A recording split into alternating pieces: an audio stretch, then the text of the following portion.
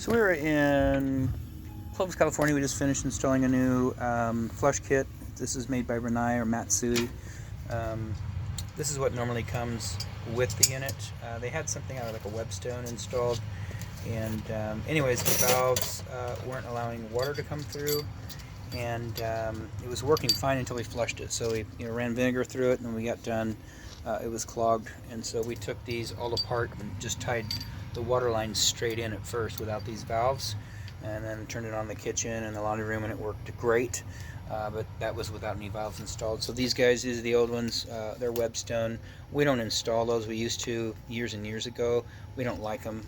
Actually, that's a Rinnai. That's an older Rinnai. So you can see this is what they used to do with the Rinnai valves here.